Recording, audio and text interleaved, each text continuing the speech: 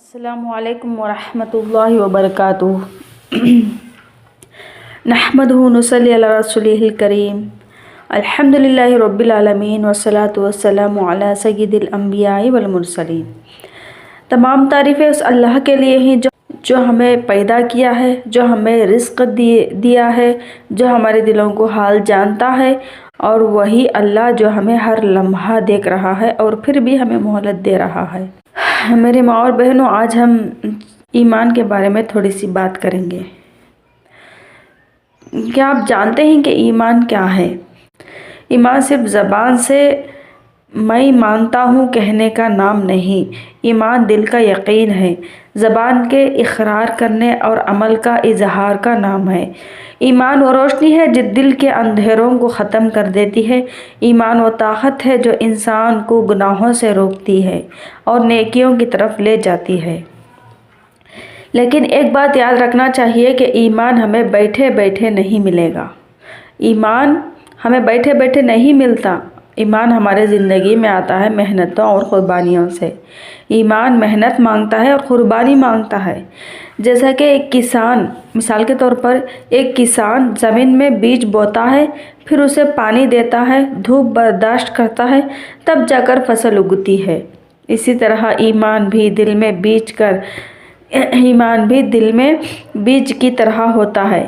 اسے ذکر، نماز، صبر اور قربانی کے پانی سے بڑھانا پڑتا ہے۔ ہم نماز پڑھتے ہیں لیکن دل نہیں لگتا۔ ہم قرآن کھولتے ہیں لیکن نیند آتی ہے۔ یہی وہ لمحے ہیں جہاں ایمان کی محنت شروع ہوتی ہے۔ جب ہم اپنے نفس کے خلاف جا کر نماز قائم کرتے ہیں، جب ہم گناہ کا موقع ہونے کے باوجود رک جاتے ہیں، جب ہم اللہ کی طرف اپنی خواہش قربانی کرتے ہیں، تو سمجھ لے کہ ہمارا ایمان مضبوط ہو رہا ہے۔ ایمان کا مطلب یہ نہیں کہ زندگی میں مشکل نہیں آئے گی، بلکہ ایمان یہ سکھاتا ہے کہ مشکل میں بھی اللہ پر بھروسہ کیسے کرنا ہے۔ یاد رکھیں، ایمان ایک دن میں نہیں بنتا، یہ ہر دن کی چھوٹی چھوٹی کوششوں سے بنتا ہے۔ آج ایک نماز وقت پر پڑھ لی، آج ایک گناہ چھوڑ دیا، آج ایک سچی توبہ کر لی، یہی چھوٹے عمل مل کر بڑے ایمان کی بنیاد بنتے ہیں۔ ایمان کو ہمیں مضبوط سے پکڑنا ہے اور اللہ سے اچھے دعائیں کرنا ہے کہ ہمیں اس ایمان میں استقامت عطا فرمائے۔ ایمان وہ چیز ہے جو آپ صلی اللہ علیہ وسلم جو پاکیزہ طریقے کو لائے ہیں، تو ہمیں کیا کرنا ہے؟ اس ایمان کو مضبوط سے پکڑنا ہے۔ ہمیں ایسا ایمان بنانا ہے کہ جیسا صحابہ رضی اللہ تعالیٰ عنہ بنے تھے۔ وہ اپنے ایمان سے ہر کام کو آسان کر لیتے تھے۔ ایمان کو ایسا پکڑے تھے کہ وہ دنیا کی خواہشات کو بھول گئے تھے اور دنیا سے پیچھا چھڑا لیے تھے، اور وہ ایمان کو مضبوط پکڑ کر اللہ سے راضی ہو گئے اور اللہ ان سے راضی ہو گئے۔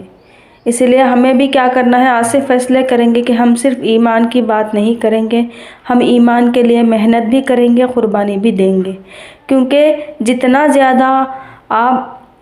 زیادہ ہم اللہ کے لیے چھوڑیں گے، اللہ ہم کو اس سے بہتر عطا کرے گا، اور یہی اصل ایمان ہے۔ اللہ ہمیں سچا، مضبوط اور زندہ ایمان عطا فرمائے۔ آمین یا رب العالمین۔